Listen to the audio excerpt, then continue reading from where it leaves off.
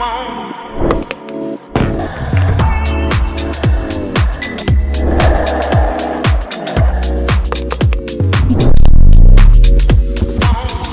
welcome back students. இது உங்கள் mister physics channel. நாம் இப்போ இந்த வீடியோவில் என்ன பார்க்க போகிறோம் அப்படின்னா, மோஷன் இன் எ பிளேனுக்கு ரெலவெண்ட்டாக இருக்கக்கூடிய சில ப்ராப்ளத்தை பார்க்க போகிறோம்ப்பா. இந்த மோஷன் இன் எ பிளேன் ரெலவெண்ட்டாக இருக்கக்கூடிய சில ப்ராப்ளங்களில் நீட், ஜேஇ, காமன் எக்ஸாம்லலாம் நிறைய கேட்டுக்கிட்டு இருக்கிறாங்க இல்லையா? ஸோ இங்கே கொடுக்கக்கூடிய இந்த சீரீஸ் ஆஃப் கொஸ்டின்ஸை நீங்கள் கரெக்டாக அட்டன் பண்ணாலே போதும். எந்த ஒரு எக்ஸாமில் எந்த ஒரு பேட்டர்னில் உங்களுக்கு கொஸ்டின் கேட்டாலும் உங்களால் ஈஸியாக சால்வ் பண்ண முடியும். சரி, வாங்க கொஸ்டினுக்குள்ளே போகலாம். First question, the magnitude of two mutually perpendicular vectors P vector and Q vectors are 5 and 7 respectively. Draw a labeled vector diagram showing the magnitude and direction of P vector plus Q vector and P vector minus Q vector னு கொடுத்துருக்காங்க. ஆக்சுவலாக இங்கே கொடுத்துருக்கிற ரெண்டு vectors இருக்குது பார்த்தீங்களா, அதோட magnitude value என்ன சொல்லிட்டாங்க, 5 and 7 அப்படின்னு சொல்லிட்டாங்க. ஸோ இதை வச்சு இந்த ரெண்டு வெக்டாரும் மியூச்சுவலி பெர்பெண்டிகுலர் அப்படின்ற ஒரு ஹிண்ட்டை இங்கே கொடுத்துட்டாங்க. சரிங்களா, இதான் ரொம்ப முக்கியமான ஒன்று. இந்த ரெண்டு வெக்டாரும் மியூச்சுவலி பெர்பெண்டிகுலராக இருக்கும் பட்சத்தில் இதுக்கான ஆங்கிளில் cos 90, அதாவது இதோட தீட்டா வந்து எப்படி இருக்குது, ஒன்று கூட மியூச்சுவலினா 90 டிகிரி இல்லைங்களா. ஸோ cos 90 அப்படின்னு பார்த்தோம்னா என்னவாகும், 0 ஆகும். இது ஏன் இங்கே சொல்கிறேன் அப்படின்னா, இதோட ரிசல்டன் மேக்னிட்யூட் வேல்யூ கண்டுபிடிக்கிற இடத்துல நம்மளுக்கு ஃபார்முலா தெரியும். R equal to root of A squared plus B squared plus 2AB cos theta அப்படின்னு நம்ம தீட்டா வேல்யூ சப்ஸ்டிட் பண்ணுவோம் பார்த்தீங்களா. ஸோ இந்த டேனை வச்சு தான் இந்த ரிசல்டன் மேக்னிட்யூட் வேல்யூ இருக்குது. ஸோ இது 0 ஆயிடுச்சுன்னா ஒன்று கூட மியூச்சுவலி பெர்பெண்டிகுலராக இருக்குன்னு அர்த்தம் இல்லைங்களா. இதெல்லாம் நம்ம முன்னாடி தியரியில் படித்தோம். ஸோ இப்போ அதை நம்ம டீட்டெயிலாக என்ன செய்ய போகிறோம், இந்த ப்ராப்ளத்தில் சப்ஸ்டிட் பண்ண போகிறோம். இப்போது ஃபஸ்ட்டு கொடுத்துருக்குற இந்த P வெக்டாருக்கான மேக்னிட்யூட் வேல்யூ எவ்வளவு, 5 யூனிட்னு கொடுத்துருக்குறாங்க. Q வெக்டாருக்கான மேக்னிட்யூட் வேல்யூவை 7 யூனிட்னு கொடுத்துருக்குறாங்க. ஸோ இந்த ரெண்டு வேல்யூ நம்ம இங்கே சப்ஸ்டிட் பண்ணுற மாதிரி ஓன்ற இந்த ஆரிஜின்லேருந்து இந்த எக்ஸ் ஆக்ஸில் வந்து P வெக்டார் எடுத்துக்கிடும். அதில் எவ்வளோ எடுத்திருக்கேன்னா 5 யூனிட் எடுத்திருக்கேன். சரிங்களா, போன்ற ஆரிஜின்லேருந்து ஒய் ஆக்ஸில் Q வெக்டார் எடுத்துக்கிடும்.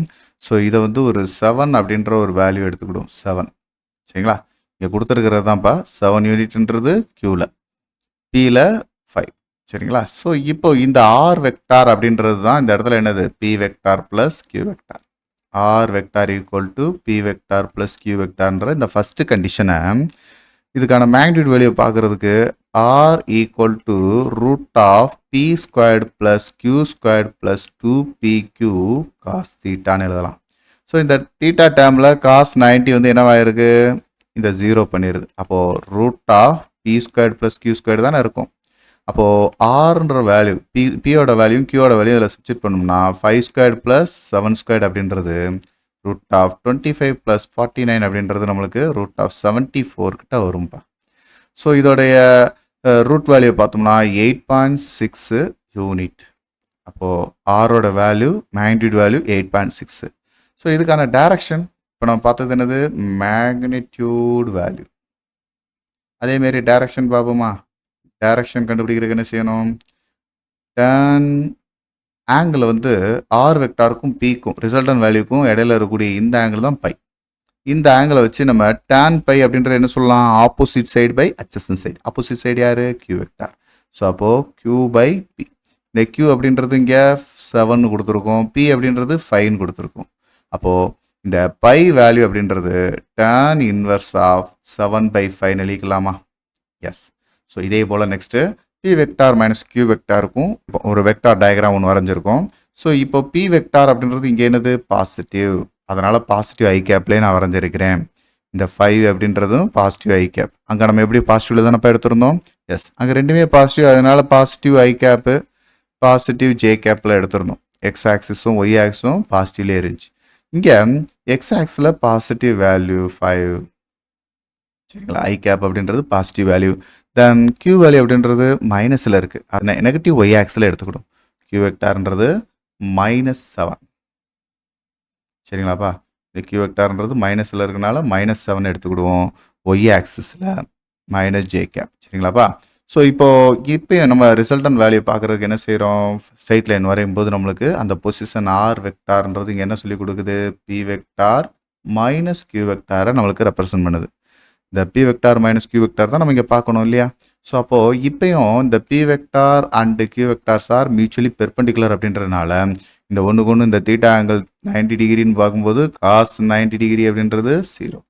ஸோ அப்போது இதுக்கான ரிசல்டன் மேக்னிடியூட் வேல்யூ பார்க்கும்போது r equal to root of P squared plus Q squared plus 2p minus Q cos தீட்டான்னு எழுதுவோம். மைனஸ் கியூன்றது காண்டி போட்டோம் நெகட்டிவ் டைம். ஸோ அப்போ root of P squared plus Q squared அப்படின்னு பார்க்கும்போது இந்த மைனஸ் டைம் ஸ்கொயர் பண்ணால் ப்ளஸ் தான் இல்லையா. அப்போ root of 5 squared plus 7 squared root of 74 already நம்ம பார்த்த வேல்யூ தான். ஸோ சிம்பிளிஃபை பண்ணோம்னா 8.6 யூனிட்னு இதுக்கும் கிடைக்கும். அப்போது போத் மேக்னிடியூட் வேல்யூ நம்மளுக்கு எப்படி இருக்குது, சேமாக இருக்குது. மேக்னிடியூட் வேல்யூ ரெண்டுக்குமே சேம். பட் ஆனால் டைரக்ஷன் எப்படி இருக்குன்னு பார்த்துருவோமா. டைரக்ஷன் நெகட்டிவ் டைரக்ஷனில் இங்கே நம்ம சொல்லியிருந்தோம். ஸோ அப்போ tan பை இதுக்கும் பை எங்கே பார்க்கணும், இந்த ஆர் வெக்டாருக்கும் பிக்கும் இடையில பார்க்கணும். அப்போ tan பை அப்படின்றதுக்கு இதுக்கு opposite side minus Q vector அப்படின்றது மைனஸ் கியூ அப்படின்றது நியூமரேட்டர்லையும் பின்றது டினாமினேட்டர்லேயும் இருக்கும். அப்போ மைனஸ் கியூவோட வேல்யூ -7 பியோட வேல்யூ 5. ஸோ அப்போ phi equal to tan inverse of -7/5. So இதோட ரிசல்ட் நம்ம இப்போ எப்படி சொல்லலாம், இந்த ரெண்டு வெக்டாருக்கும் ரிசல்ட் சொல்லணும் இல்லையாப்பா. ரிசல்ட் எப்படி சொல்ல போகிறோம், the magnitude of each is 8.6 unit. ரெண்டுமே எப்படி இருந்துச்சு, சேம். சரியா. பட் ஆனால் டைரக்ஷன் எப்படி இருந்துச்சு, பட் டைரக்ஷன் ஆர் டிஃபரண்ட். இதான்ப்பா இதுக்கான ஆன்சர். சரிங்களா. ஸோ இதேமாரி நெக்ஸ்ட் ஒரு ப்ராப்ளத்தில் பார்க்கலாம். தேங்க்யூ. இந்த வீடியோ உங்கள் எல்லாருக்கும் பயனுள்ளதாக இருக்கும்னு நான் நம்புகிறேன். உங்களுக்கு இது ரொம்ப ஈஸியாக இருந்துச்சு அப்படின்னா மறக்காமல் லைக் பண்ணுங்கள். நம்ம மிஸ்டர் ஃபிசிக்ஸ் சேனலை சப்ஸ்கிரைப் பண்ணுங்கள். உங்களுடைய நண்பர்களுக்கும் ஷேர் பண்ணுங்கள். நம்மளுடைய தொடர்ந்து எல்லா வீடியோக்களும் உங்களுக்கு வரணும் அப்படின்னா நம்ம நோட்டிஃபிகேஷனில் ஆல் அப்படின்ற ஆப்ஷனோட கிளிக் பண்ணுங்கள். தேங்க்யூ.